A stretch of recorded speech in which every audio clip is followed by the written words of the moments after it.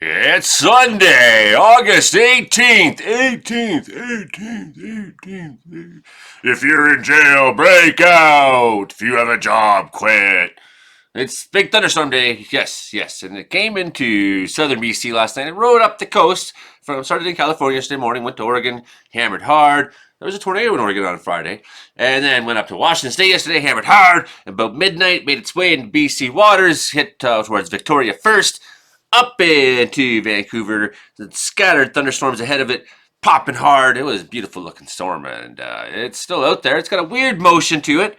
That's that upper level low. It's got that counterclockwise spin going on, and it's going to continue to make thunderstorms in the BC interior for the next 2 days at least. In fact, maybe a little bit more thunderstorms are coming ahead than I expected for Monday. I thought maybe it was going to be more of an eastern thing. No, that upper level low, we know how it's going to move now. We're getting a picture. It's going to start to make its way out later in the week, but then a new one's going to form in its place, and it's going to sort of hopscotch before it can really get out of here, right? And then when it goes across the prairies, it's going to make all kinds of weather out there. And when it comes across BC too, it's going to make a lot of wind. Wind's going to be challenging wildfires. That's going to be our big threat this week. Otherwise, conditions are going to be kind of down. Anyways, this is Bad News. That's the name of the show. There it is. This is Bad News. My God. Falling out right now. Anything could happen. Get on! Wow. I'll watch the video later. They dry up in this. Morristown fire.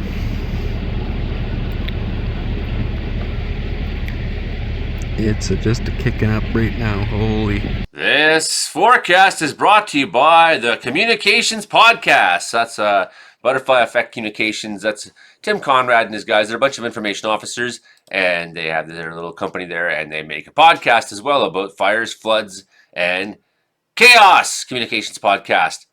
Tim and his team have been doing work for a very long time. They've been in the Caribou. They worked over in Fort McMurray. And they've even been to hurricanes in Nova Scotia. They have lessons for anyone who works in local government or First Nations or any role that's near the chaos. Go to communicationspodcast.ca to subscribe. Here's our map for Sunday. Still got that chance for funnel clouds down there. Pre-dawn was most of those storms. There's still some storm going on up there right now. There's a little bit of lightning, but most of the show is kind of worked its way out for the meantime, at least.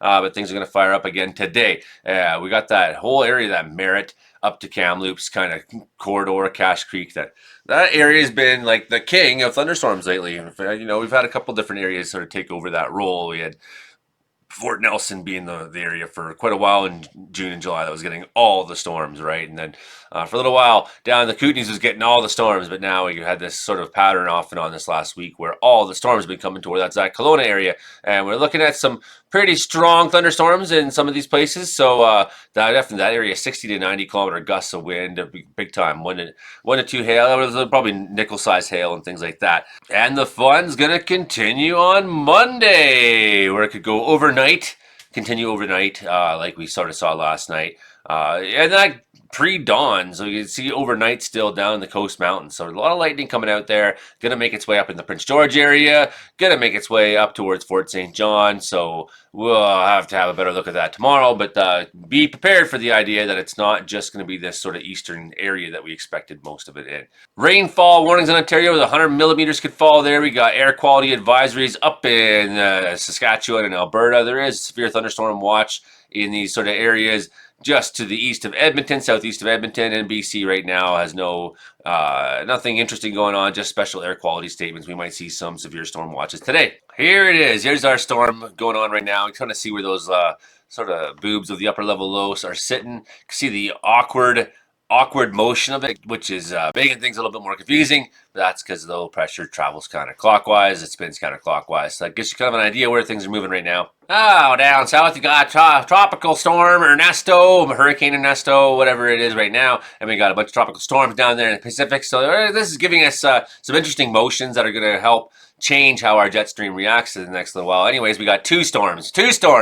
One upper level low. There it is today. Here's our upper level low, and you can see kind of the weird motion of it. And then as it tries to move through, it's going to have a secondary low as well. So there, a little bit of a pattern of low. Just looking at convective available potential energy, and there will be some of it in BC today for sure. Will be some of it in BC when this upper level low tries to make its way across the prairies. You start to see it moving its way across. When it moves its way across by Thursday, you're going to see some of that severe storm potential in the prairies again. There was a good one there last night, a couple good ones there last night. I know that Hank and Jenny were out chasing, and I'm very jealous. I wish I was out chasing with them. Oh, here's my concern there, is how will this upper level low, how will it make for wind in British Columbia? We're seeing a Monday afternoon. Strong wind gusts up and down the province. Quite possible. Tuesday afternoon, looking like the Rockies, looking like maybe the Kootenays, looking like some stronger wind gusts. Look at how strong are these wind gusts. 65 kilometers an hour. That's not going to be blowing nonstop. That's just how strong some wind gusts may be. Maybe associated with thunderstorms and things like that in some cases. A little bit of a break on Wednesday. Let me see that upper level low is starting to dart across the prairies by Friday, right? And it's going to make for all hell breaking loose south of it. Wind is going to be out there. So far, not looking crazy in BC, but we'll see how much this changes this week, right? So that's what we're watching for, is how much will this upper level low. And I've looked a couple times, and we've seen some different answers, right, in different models and whatnot. So some have their own ideas, but I think that chance of wind being a challenge for fires this week is pretty much evident. Temperatures will be warmer in the prairies this week than it will be in BC. Not looking too bad at all. Lower 20s for some places. Prairie's looking pretty hot out there. Wednesday cooling off. That low is going to pass through, and it's going to drop temperatures down on us, right? So should be a couple days of things being cooler. But we will, by the end of August, I think, see kind of a return to warmer trend. Maybe that's at least some thinking.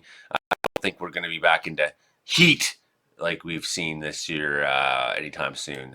So we'll watch for some strong thunderstorms here on Sunday. Looks like some of those could be pretty strong. Let's have a look at that. Thunderstorms continue up the coast on Sunday. Some of these look pretty strong, right? There's that Kamloops corridor, Blue River, Williams Lake. Looks like a pretty good line coming through. So I'm expecting to see some action into the Caribou tonight for sure. And we're going to look at it Monday. So ECMWF doesn't seem to agree with whatever modeling that they're using for Canadian thunderstorm predictions there. ECMWF seems to have its own ideas, but we're looking at thunderstorms again on Tuesday in central interior, perhaps lingering a little bit on Wednesday. I keep saying that thunderstorm patterns are going to be ending, but as I look out, we still see somewhere in BC every day until next week Sunday to the 25th. Fire danger today on Sunday, still looking like that northwest area more and more. Some improvements going to happen now with the rain on the coast. For sure, some improvements in southern BC, but the drought code is showing that we're still a long ways away from being out of, the conditions in the forest that would make for fires to burn more easily. So that's why we have a buildup index that's still looking pretty fire prone for BC still, right? So this down weather is going to help again for sure.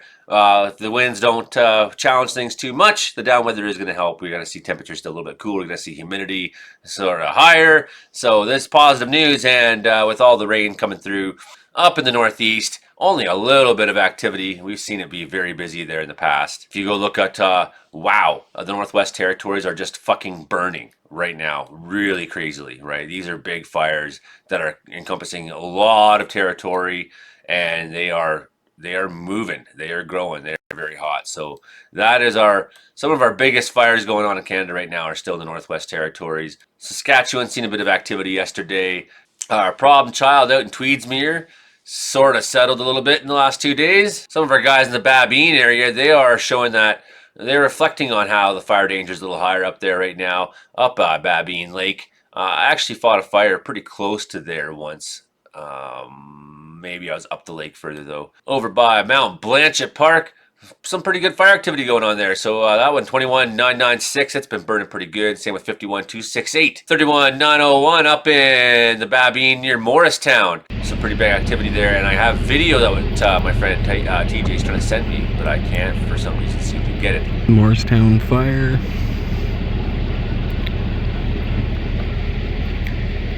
It's just a kicking up right now. Holy.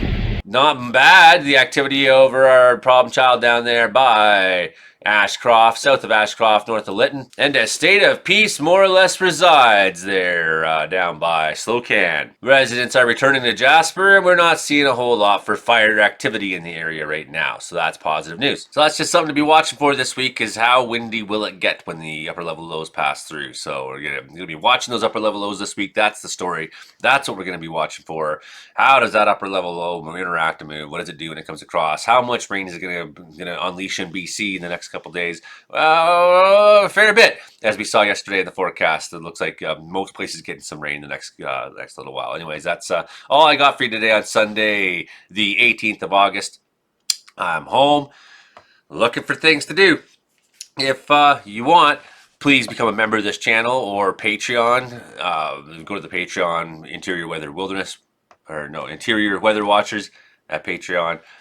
Help me with my forecasting. I could really use the financial help. I could use the incentive, and you keeping me forecasting. This is what I want to do. I don't want to go I don't want to go timber cruising all winter or something like that again. I just want to sit around and talk about the fucking weather, because that's the only thing that's actually that interesting to me anymore. Anyways, that's what it's like being a weirdo. Hit like, share, subscribe, tell a friend, and maybe we'll see you again. Okay, bye now.